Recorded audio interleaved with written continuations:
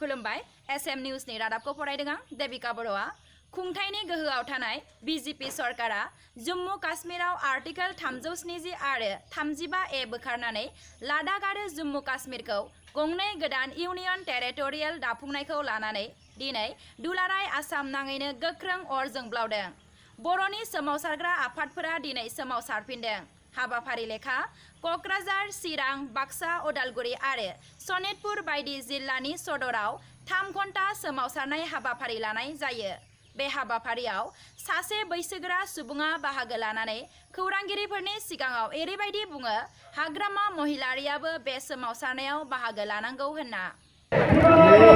सोमावसारनायनि गेजेरजों थारमाने जों सानदों मा जे जोंनि जा हारि हिसाबै जों बड'लेण्ड बिनाया बिनि सिगाङाव मुगिया सम बिखांबाय, नाथाय आजि 60-70 बोसोरनिया खाथियाव आगान सुरबाय, नाथाय दिनैसिम जों जाफुंनाय नुवाखै।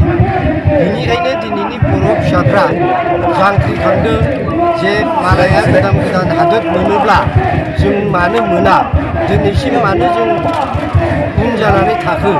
बिनि थाखायनो माने साननो गोनां जानायलाय दिनै थैख्रां थांख्रां थांनाय काश्मीरनि रायजोखौ सेपारेट खालामनानै जेरै लादाखखौ होबाय, थिग बिदिनो बिथांमोननि बियाजासे रायजो होनो हागौब्ला बर'नो मानो रायजो होनो हाया? जों इसिबां बिसियावबो दिनै जोंखौ मानो भारत सरकारा नायफिनाखै? बिनिखायनो दिनैनि बे बर' हादोरखौ नांगौ होननानै बर' हारिया दिनै जांख्रिखांदों आरो दिनैनि थारिखआव दिनै जा दाब दाब डिस्ट्रिक्ट बेसिसाव जोङो गासैबो बर' रायजो डिमान्ड खालामनानै जोङो दिनै भारत सरकारनि खाथियाव दैथायहरनाय जादों।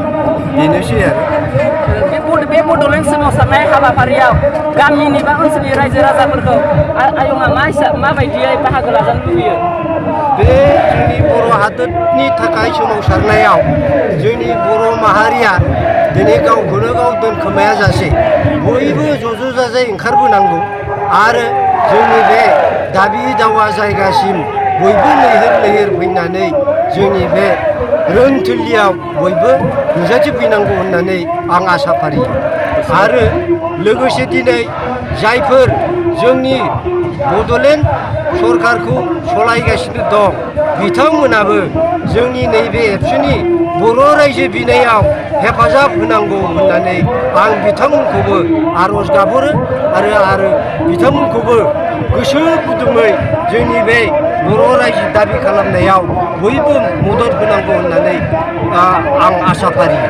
आरो बिसेसके आं जोंनि बड'लेण्डनि चिफ हाग्रामा सारखौ आं अनसायहरनाय जायोदि बिथाङा दिनै एमब्रायैनो हारिनि बिरोधि बाथ्रा बुंगासिनो दं, नाथाय बिथाङा दिनै सोरनि थाखाय चिफ जानो मोनखो गावखौनो बावगारलांबाय। दिनै दानख्रुब सुख्रुब खालामनानै बिथाङा बर'खौ राजत्व खालामनानै दिनै हारिखौनो सिनायनो रोङि